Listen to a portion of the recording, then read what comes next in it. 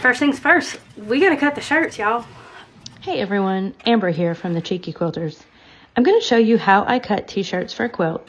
This video includes tips and tricks that I've learned along the way. Hopefully it can help you if you're new to t-shirt quilting or if you're just curious about how we process the t-shirts. Thanks for watching and come back for more videos on how we make t-shirt quilts. So I don't measure everything out the first time around. What I do is I cut all the shirts first. I put backing on them as far up as it can get, as far wide as it can get, and then I decide later if all the blocks are going to be the same size or not. Sometimes they're all the same size, sometimes they're not. It just depends on the personality of the quilt. And I see that by once I start working with the shirts, once I start getting a feel for what it's going to look like. I usually don't start the process with a clear vision unless the person I'm making the quilt for sends me a clear vision of what they want. So I am going to use my imagination and I'm going to be creative and I'm going to make a ridiculously fun quilt for Miss Jenna. So the first thing I do is I cut the sleeves off. And so what I do is I cut them like this and then cut them down the seam in the middle, because later on, more than likely, I'm going to use this strip of fabric to make borders with, or to do something, make a bag, I don't know. This is a lot of fabric that I've learned over the years I don't like to waste. And so I have a box sitting on the side of me, and as I cut the non-printed parts of the shirts off, I throw those in the box, and so I have a pile when I'm done of like this type of unprinted fabric to use for borders and fillers and things like that. And then I have a stack of squares that I use for the actual quilt. And so I cut the sleeves off. Sometimes I use my rotary blade. Sometimes I just use scissors. Actually, most of the time I think for this I just use scissors. I cut the top off. This I throw away. Sometimes when the tag is printed right here, so you know that where there's not like an actual tag, but they'll have a design right here, it'll be printed. If it's a memory quilt, especially if it's a memory quilt, I will save this piece and I will use that somewhere in the quilt. Again, especially memory quilts, I do not waste anything that has print on it. And so, yeah, so I take the top off, throw that in the trash can that I keep on the side. Next thing I do, you can put it on its side like this, so then you'll have a good clean cut down the middle. And that I can use my rotary blade for. It doesn't have to be exact. And then you have, so you have the top, which is not cut exact. It is just a big kind of raw piece of something that we can work with, that we can get creative with. And then we have the back of the shirt, which is just a big piece of blank canvas fabric that we can use to make borders, we can make fillers, we can do applique on it. I mean, endless possibilities. So I was just saying how they have this printed on the back. I make sure and I'll cut right on the seam as close as I can get to the seam. Save that. I may or may not use it. It's a young lady's quilt. She probably doesn't want the size. She doesn't want the size of her shirts on her quilt. Just a guess. I don't know. I'm a lady. I don't necessarily want my clothing tags everywhere. And so children's quilts, you know, where their parents want to remember them as tiny little tots, yeah, you keep that. But this one, probably not so much. It's not going to add anything to the quilt. It's not going to be cute. It's just a fruit of the loom.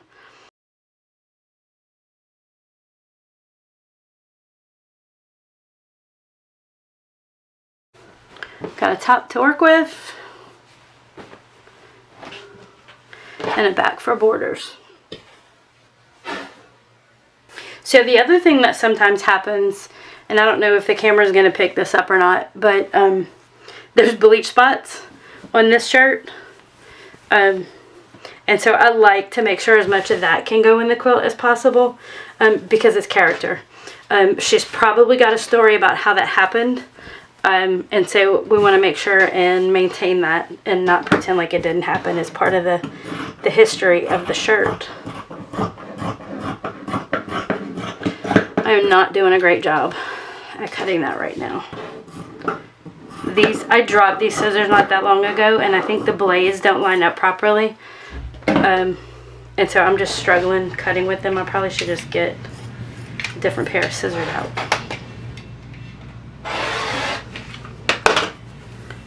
So I have a front,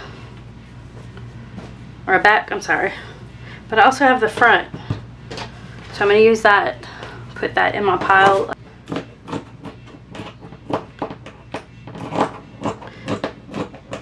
Yo, I need some new scissors.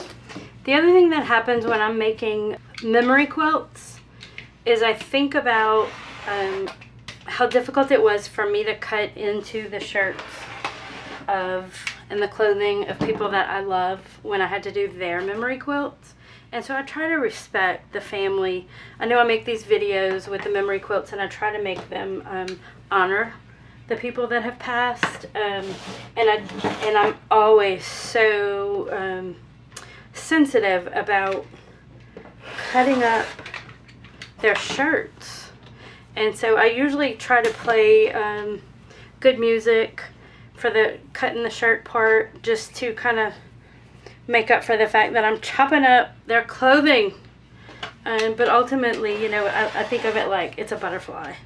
And so I'm turning these shirts into beautiful quilt butterflies. These shirts have all of this fabric, long sleeves. There's nothing printed on them, but sometimes you'll have stuff printed down the sleeve.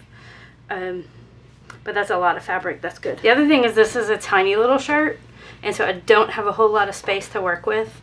So I try to use extreme caution when cutting and stay as close as I can to the edges.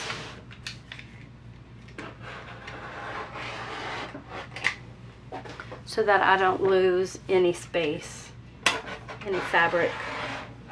Because when I go to make it, like, I like to keep at least an inch on either side. And so I need to make sure that when I'm cutting the sleeves that I've got some space to work with on either side. And this one has something on the top. So instead of slicing like I had been doing, because I want to be careful not to accidentally cut too much off, all I'm going to do is cut it this way.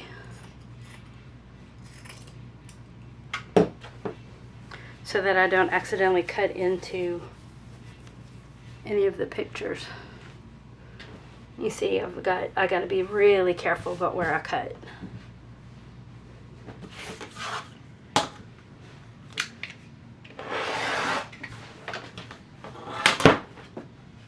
Why does that keep happening?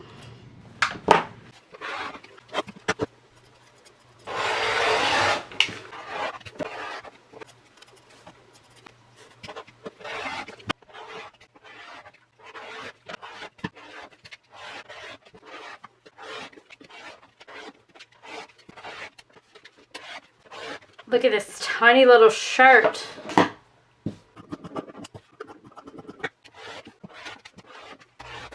So just like the short sleeve shirts, I just find the seam and just cut down the seam.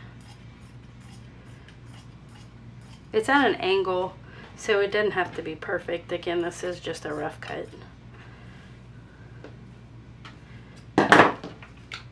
And then I cut that part off, and what you end up with is a lot of usable fabric.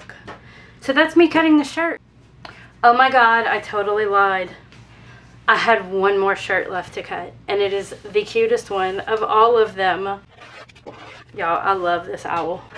So now we are done, y'all. I've got a great combination of colors, really gonna be cute. So now I just organize all of the shirt. I'm going to start ironing the pedal to the back of them. I hope you learned something. Please put questions in the comment section and I will do my best to answer them. Who knows, maybe I'll need to make another video to answer all the questions. Thanks.